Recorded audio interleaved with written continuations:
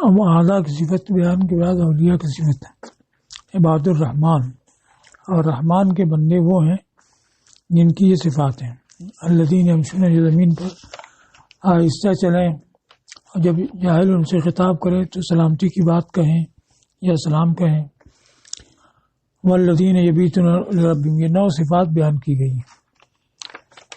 اب ترکیب میں یا تو عباد الرحمن مبتدا ہوگا، الذین یمشون خبر، یا عباد الرحمن موصوف، الذین یمشون اور ما بعد صفت، موصوف صفات مل کر کے تب مبتدا، اور خبر اولئک یجزون الغرفۃ، یہ اخیر میں آ رہا ہے، ویلقون فیہا تحیۃ وسلاما، تب یہ خبر ہو جائے گا۔ تو یہ عباد الرحمن مبتدا ہے، اس کی خبر الذین یمشون، یا خبر اولئک یجزون ہے، اور الذین یمشون اور ان کے ما بعد یہ صفت ہے۔ رحمان کے بندے تو سبھی رحمان کے بندے ہیں، مگر یہاں ان کے رحمان کی طرف اضافت کی ہے ان کی تخصیص اور ان کی فضیلت ظاہر کرنے کے لیے کہ جو ان صفات سے موصوف ہوں وہی رحمان کے خاص بندے ہیں۔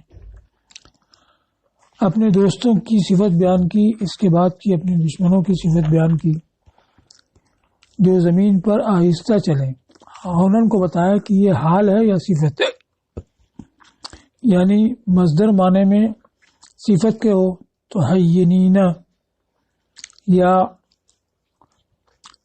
مشین حینن، مشین حینن، معنی حینن، تو مشین حینن جب نکالو گے تو یہ مفعول مطلق ہو جائے گا، اور حینین نکالو گے تو حال ہوگا۔ تو یہ حال ہے یا مشی کی صفت ہے، یعنی حینین یا مشین حینہ، اور ان کے معنی رفق اور نرمی، یعنی جو سکون، وقار اور تواضع کے ساتھ چلیں، دون مرحن و اختیال و تکبرین، نہ اترانے اور غرور اور تکبر کے ساتھ، تو نہ اپنے پاؤں پٹکیں، ولا یخفقون بنعالہم اشرا و بطرا، اور نہیں اپنے جوتے پٹکیں اترانے اور غرور کی وجہ سے۔ اسی لیے بعض علماء نے بازاروں میں سوار ہونے کو ناپسند کیا کہ اس میں غرور ظاہر ہوتا ہے کہ سب لوگ تو بیٹھ کر کے اپنے کام کاج میں لگے ہوں گے، اب کوئی سواری سے جائے، اور اس وجہ سے بھی کہ آیا ہے وَيَمْشُونَ فِي الْأَسْوَاقِ، انبیاء کے بارے میں کہ وہ بازاروں میں چلتے ہیں، تو مشی کہتے ہیں پیادہ چلنے کو۔ وَإِذَا خَاطَبَهُمُ الْجَاهِلُونَ قَالُوا سَلَامًا، وعلیکم السلام۔ اتنی دیر میں آ رہا ہے، چلو بند کر دو۔ اور جب نادان ان سے بات کریں، یعنی بیوقوف بات کریں ایسی جو ناپسند ہو، تو ناپسندیدہ بات سن کے کہیں سلام، یعنی سدادن ملقوم، سلامتی والی بات کہیں،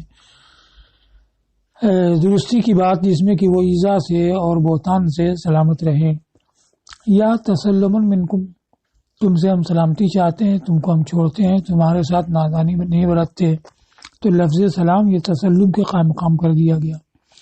کہا گیا کہ اس کو آیت قتال نے منسوخ کر دیا، لیکن یہ نسخ ماننے کی کوئی ضرورت نہیں، اس لیے کہ بیوقوفوں سے چشم پوشی مستحسن ہے شرعاً اور مروتاً ہر زمانے میں، تو ہمیشہ ان کے ساتھ چشم پوشی کرتے ہیں، اور ان کے ساتھ ان کی بدگوئی کے ساتھ بدگوئی نہیں کرتے۔ تو یہ تو دن کی صفت ہوئی کہ چلتے ہیں تو آہستہ اور نادان بات کریں ان سے، اور سلامتی کی بات کریں۔ اور رات کی صفت کیا ہے؟ تو یہ فرمایا والذین یبیتون ربہم سجدا و قیاما، اور جو اپنے رب کے حضور سجدے اور قیام میں رات گزاریں۔ سجد کو بتایا کہ ساجد کی جمع ہے، اور قیام یہ قائم کی جمع ہے۔ اب یبیتون یا باتیں بیتو بیتوتا سے بنا ہے، بیتوتا کے معنی خلاف الظلول، ظلہ کے معنی دن گزارنا، ظلہ زید المسافرہ، زید دن بھر سفر کرتا رہا، ظلہ زید صائمہ، دن بھر روزے دار رہا، تو ویسی بات ہے زید قائمہ، رات بھر قیام کیا۔ تو اب یہ رات گزارنے کے معنی میں سونے کے معنی میں نہیں ہے، سوئے یا نہ سوئے، اگر جاگتے ہوئے بھی رات گزار دی تو بات کہا جائے گا۔ تو اس کو کہا کہ بیتوتا یہ ضرور یعنی دن گزارنے کے خلاف ہے، اور بیتوتا کیا ہے کہ تم کو رات آ لے، نمتا اور لم تنم، سو یا نہ سو۔ اب یہ کتنی عبادت کریں گے تو کہا جائے گا کہ باتا ساجدن و قائمہ، سجدے قیام میں رات گزاری۔ تو ایک قول یہ ذکر کیا ہے کہ قالو من قرأ شیئا من القرآن، جس نے کچھ بھی قرآن نماز میں پڑھا اگرچہ کم ہی ہو تو بات ہے اس کے لیے سجدے و قیام میں رات گزارنا یہ صادق آ جائے گا۔ یہ قول قلبی سے منقول ہے۔ اور دوسرے یہ کہا گیا کہ یہ 2 رکعتیں ہیں جو مغرب کے بعد ہیں اور 2 رکعتیں جو عشاء کے بعد ہیں، یعنی اتنا اگر پڑھ لیا تو سجدے و قیام میں رات گزاری۔ لیکن یہ خصوصیت کے ساتھ بیان کیا گیا ہے، 2 رکعت پڑھ لینا، 4 رکعت پڑھ لینا یہ تو عام بات ہے، کوئی بھی کر سکتا ہے، لیکن یہاں ان کا خاص وصف بیان ہے کہ جو سجدے و قیام میں رات گزاریں، تو رات گزارنے کا مطلب پوری رات گزارنا ہے، یا پوری نہیں تو اکثر گزاریں۔ اس لیے کہا کہ ظاہر یہ ہے کہ یہ ان کے لیے پوری رات یا اکثر رات زندہ رکھنے سے ان کو موصوف کرنا ہے۔ حدیث ہے ابو داؤد کی عبداللہ بن عمر سے، اس میں سرکار نے فرمایا کہ من قام بعشر آیات لم یکتب من الغافلین، جو 10 آیتوں کے ساتھ قیام کرے تو غافلین میں سے نہیں لکھا جائے گا۔ ومن قام بمئۃ آیۃ کتب من القانتین، اور جو 100 آیتوں کے ساتھ قیام کرے یعنی نماز میں 100 آیتیں پڑھے تو قانتین یعنی ادب والوں میں سے، اطاعت گزاروں میں سے لکھا جائے گا۔ ومن قام بألف آیۃ کتب من المقنطرین، اور جو 1000 آیتوں کے ساتھ قیام کرے یعنی نماز میں 1000 آیتیں پڑھے تو وہ ڈھیروں جمع کرنے والوں میں سے لکھا جائے گا۔ تو یہ ہے، اور اس کے علاوہ یہ حدیث ہے قیام اللیل کے بارے میں۔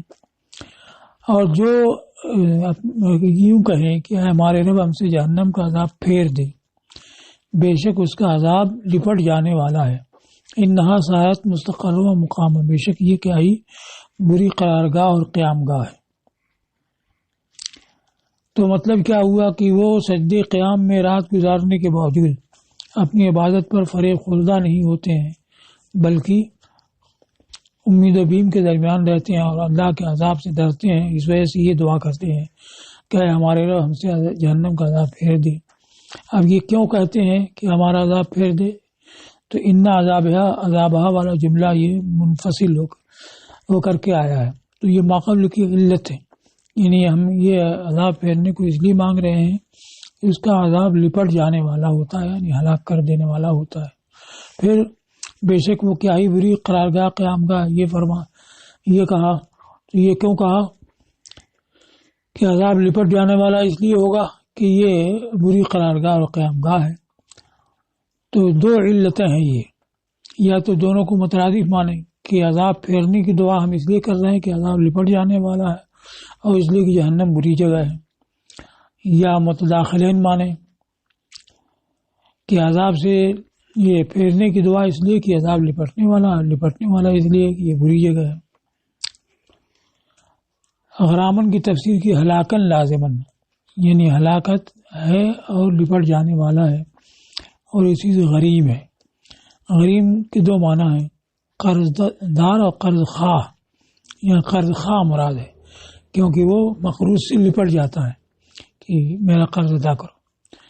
تو ایک تو ان کی صفت بیان کی احیاء لیل سے، سجدے اور قیام میں رات زندہ کرنے سے، پھر اس کے بعد ان کی اس دعا کا ذکر رکھا، یہ ایذان میں اس بات سے آگاہی کے لیے کہ یہ کوشش، عبادت میں کوشش کے باوجود خوف زدہ، گریہ وزاری کرنے والے، عاجزی کرنے والے اللہ کی بارگاہ میں اپنے سے عذاب کے پھیرے جانے میں۔ انہا آگے میں جہنم کی طرح ہے، یعنی بے شک جہنم۔ اب یہ سایہ یا تو فعل ضم ہے تو وہ تامہ نہیں ہوتا ہے، تو سار رجل فعل فاعل ہوا، یا سار رجلن ہو تو سا میں ہو ایک ضمیر مبہم ہوگی، وہ ممیز ہوگی، اور رجلن تمیز، اور یہاں مستقرن ہے تو ساتھ میں ایک ضمیر ہوگی مبہم اور مستقرن اس کی تمیز، اور صاحب مانا اعزانہ ہو تب فعل تام ہوگا۔ اور ضمیر ہے کی انہا کی طرف راجع ہوگی، ہا کی طرف، کہ بے شک وہ رنجیدہ کرنے والی ہے، بے شک اس نے رنجیدہ کیا اس حالت سے کہ وہ اس لحاظ سے کہ وہ قرارگاہ اور قیام گاہ ہے، تو یہ فعل تام ہوگا۔ اچھا، جب فعل ضم ہوگا تو اس کے لیے مخصوص بالضم چاہیے، مخصوص بالضم مقدر ہے، ساتھ مستقر و مقامن ہیا نکلے گا، تو ہیا سے یہ کی ضمیر راجع ہوگی انہا میں جو ہا ہے، انہا کا اسم اس کی طرف، اور اس طرح سے اسم اور خبر کے درمیان ربط ہو جائے گا، کہ وہ خبر جملہ ہو تو ایک آج چاہیے اسم کی طرف۔ اچھا، ساتھ یہ بعثت کے حکم ہے اور اس کے اندر ایک ضمیر مبہم جس کی تفسیر مستقرن کر رہا ہے، اور مخصوص بالضم محذوف ہے جس کے معنی ہے ساعت مستقرن و مقامن ہے، قرارگاہ اور قیام گاہ۔ تو کہا گیا کہ قرارگاہ یہ عاصیوں کے لحاظ سے ہے کہ تھوڑے دیر وقت کے لیے وہ رہیں گے، اور قیام گاہ یہ کافروں کے لحاظ سے جو دائمی طور پر رہیں گے، اور ہے یہ ضمیر جو نکلے گی یہی وہ ہے جس نے جملہ کو ان کے اسم سے مربوط کیا اور اسے اس کی خبر بنا، یعنی جملہ کو ان کا کی خبر بنا دیا۔ یہ ساتھ بمعنی حسنت ہے، فعل تام ہے، اور اس میں ساتھ ہی جو ہے کی ضمیر ہوگی وہی ان کے اسم کی ضمیر ہوگی، یعنی اس کی طرف لوٹے گی۔ اب مستقرن یا تو حال بنے گا کہ اس نے رنجیدہ کیا اس حال میں کہ قرارگاہ ہے، یا اس لحاظ سے کہ قرارگاہ ہے، یہ تمیز ہوگا۔ اور صحیح ہے کہ یہ دونوں تعلیلیں، یعنی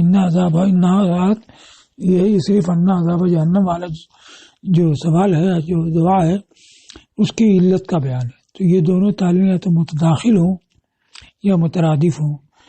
تو متداخل ہونے کا مطلب کہ پہلا تو صرف کی علت ہو اور دوسرا جو ہے ان عذابہ کی علت ہو، اور مترادف ہونے کا مطلب کہ دونوں مستقل اس کی علت ہو۔ اور یہ بھی احتمال ہے کہ دونوں اللہ تعالیٰ کا کلام ہو، اور یہ بھی کہ ان کے قول کی حکایت ہو، یعنی ان کا قول تو یہاں تک ہے یہ صرف ان عذاب جہنم تک، اور اللہ کی طرف سے بیان آیا کہ ان عذابہ کان غراما ان ساعۃ مستقرا، یا یہ کہ یہ بھی انہی کا قول ہے اور انہوں نے اپنے قول کی علت بیان کی۔ اب ان کی صفت تیسری ذکر کی گئی، تیسری کی چوتھی، ایک تو یمشون علی ہونا، دوسرے اذا خاطب الجاہلون، اور تیسری یبیتون، والذین یقولون چوتھی۔ اب یہ پانچویں ہے، والذین اذا انفقوا لم یسرفوا، اور وہ کہ جب خرچ کریں تو اسراف نہ کریں۔ اسراف کیا؟ خرچ میں حد سے تجاوز نہ کریں، یا اسراف کا مطلب کہ تناعم آسائش کے لیے نہ کھائیں، اور لم یلبسوا التسلف اور غرور و تکبر کے لیے نہ پہنیں۔ حضرت ابن عباس رضی اللہ تعالیٰ عنہ سے مروی ہے کہ معاصی میں صرف نہ کریں، کہ اسراف جو ہے اصل مقدار سے تجاوز کرنا ہے۔ اور تو ابھی اسراف کے بارے میں مختلف اقوال ہیں، اعلیٰ حضرت نے اس کو اپنے رسالہ میں یہ بیان کیا کہ سب سے واضح تفسیر وہی ہے جو حضرت عبداللہ بن مسعود سے منقول ہے، کہ انہوں نے فرمایا کہ لا تبذر تبذیرہ کی تفسیر میں کہ تبذیر فی غیر الحق و الاسراف، کہ تبذیر کا مطلب ناحق میں صرف کرنا، یہی اسراف ہے۔ تو ناحق میں صرف کرنا اگرچہ ایک حبہ ہو یہ اسراف ہے، اور حق میں صرف کرنا اگرچہ ایک پہاڑ کے برابر ہو یہ اسراف نہیں ہے۔ لیکن ہر ایک کے حال کے لحاظ سے حکم دیا گیا ہے کہ عام لوگ چونکہ سارا مال صرف کر کے صبر نہیں کر سکتے ہیں، اس لیے عام لوگوں کے اعتدال کا حکم دیا گیا ہے۔ اور کچھ خاص لوگ ہوتے ہیں اہل توکل، کہ سب کچھ دے کر کے بھی وہ پریشان خاطر نہیں ہوتے ہیں، تو ان کو سب مال دینے پر بھی تعریف کی جاتی ہے۔ حضرت بکر صدیق نے سارا مال دے دیا تو ان کی تعریف کی گئی۔ اور کچھ لوگ ہوتے ہیں جو ان کو عہد باندھ رکھا ہے کہ کچھ جوڑ کے رکھیں گے نہیں، تو اب جنہوں نے عہد باندھ رکھا ہے کہ کچھ جمع نہیں کریں گے، سمیٹیں گے نہیں، اب وہ اگر کچھ جمع کرتے ہیں تو ان کی روکا جاتا ہے، ان کی مذمت کی جاتی ہے۔ اسی لیے حضور نے بلال نے فرمایا کہ انفق یا بلال ولا تخشى من ذی العرش اخلالا، کہ بلال خرچ کرو اور عرش والے سے کمی کا اندیشہ مت کرو۔ تو عام لوگوں کی حالت یہی ہے کہ ان کو نہ تو سب کچھ دینے کو کہا جائے اور نہ سب کچھ روکنے کو کہا جائے، بلکہ درمیانی حالت اختیار کریں۔ ایک شخص نے ایک شخص کو کہتے ہوئے سنا کہ اسراف میں بھلائی نہیں، تو اس نے کہا کہ خیر میں اسراف نہیں۔ حضور صلی اللہ تعالی وسلم نے فرمایا کہ من منع حقا، جس نے کسی حق کو روکا تو اس نے تنگی کی، اور جس نے ناحق میں دیا تو اس نے اسراف کیا. لیکن یہ روایت مرفوعاً نہیں ملی ہے، ابن شہاب زہری کے قول کے طور پر ہی آیا ہے. ولم یقتروا وکان بین ذلک قواما، نہ تو حد سے تجاوز کریں نہ ہی تنگی کریں، اور وہ درمیانی حالت میں ہو، اس کے درمیان معتدل ہو، یعنی ان کا خرچ اس کے درمیان معتدل ہو. اب یقتروا میں قرات تاکہ ضمے کے ساتھ نصرہ سے ینصرو کے وزن پر، یہ تینوں قراء کوفہ کی قرات ہے. اور یا کے ضمے اور تا کے کسرے کے ساتھ یخترو، یہ نافع مدنی اور ابن عامر شامی کی قرات ہے. اور یخترو ضربہ سے یا کے فتح اور تا کے کسرے کے ساتھ ابن کثیر مکی اور ابو عمرو بصری کی قرات ہے. یہ ساتوں قراتیں ہو گئی. اور قطر اور اختار اور تقدیر تفعیل سے اس کے معنی ہیں تضییق، الذی تنگی کرنا جو اسراف کی ضد ہے. وکانا انفاق و ان کا خرچ اس کے درمیان، یعنی اسراف اور اختار کے درمیان ہو. قواماً ان معتدل ہو ان دونوں کے بیچ. تو قوام کا معنی العدل بین الشیئین، دو چیزوں کے درمیان معتدل. اب یہ ترکیب بیان کی ہے کہ کانا میں ہوا ہے ضمیر اس کا اسم ہے، اور بین ذالک اور قوامہ یہ دونوں اس کی خبریں ہیں. تو یہ دونوں منسوخ بین ذالک اور قوامہ یہ دو خبریں ہیں. تو ایک تو ان کی صفت بیان کی قصد میانہ روی، جو غلو حد سے بڑھنے اور کوتاہی حد میں کمی کرنے کے درمیان ہے، اور یہی صفت اور اسی کے مثل حضور صلی اللہ تعالی وسلم کو حکم دیا گیا ولا تجعل یدک مغلولۃ الی عنقک ولا تبسطها کل البسط فتقعد ملوما محسورا، کہ اپنا ہاتھ گردن سے بندھا نہ رکھو، یعنی کچھ بھی نہ دو اور نہیں پورا پھیلا دو یا سب کچھ دے ڈالو، بلکہ یہ حسرت زدہ افسوس زدہ رہ جاؤ، درمیان میں ہونا چاہیے. عبد الملک ابن مروان نے حضرت عمر ابن عبدالعزیز سے ان کے خرچ کے بارے میں پوچھا جب اپنی بیٹی کا ان سے نکاح کیا. ان کو شادی میں دیا تھا تو پوچھا کہ کیسے خرچ، تمہارے خرچ کا کیا حال ہے؟ تو انہوں نے فرمایا الحسنۃ بین السیئتین، اچھائی جو دو برائیوں کے بیچ میں ہے. تو عبد الملک نے سمجھ لیا کہ حضرت عبدالعزیز نے مراد لیا وہی جو اس آیت میں ہے کہ نہ اسراف نہ تقدیر. کہا گیا کہ یہ اس سے موصوف رسول اللہ صلی اللہ علیہ وسلم کے اصحاب ہیں جو کوئی کھانا محض تنعم اور لذت کے لیے نہیں کھاتے اور نہ ہی جمال اور زینت کے لیے کپڑے پہنتے، لیکن بھوک کو دفع کرنے کے لیے، سطر کو چھپانے کے لیے اور گرمی سردی دفع کرنے کے لیے پہنتے تھے. یعنی خاص ان کی صفت، اور دوسرے بھی ان کی صفت پر ہوں. حضرت عمر رضی اللہ تعالیٰ عنہ نے فرمایا کفا صرفن ان لا یشتہی الرجل شیئا الا اکلہ، کہ آدمی کے اسراف کے لیے کافی ہے. مسند عبدالرزاق میں یہ روایت ہے، اس میں کفا صرفن الرجل لا یشتہی شیئا الا اشتراہ، ان الرجل لا یشتہی شیئا الا اشتراہ فاکلہ. آدمی کی اسراف کے لیے کافی ہے کہ کسی چیز کا خواہش نہ کرے، اس کو خرید کر کے اور کھا کر کے ہی چھوڑے، کہ کسی چیز کی خواہش نہ کرے مگر اس کو کھا ہی لے. اب آگے اور صفات کا بیان ہے.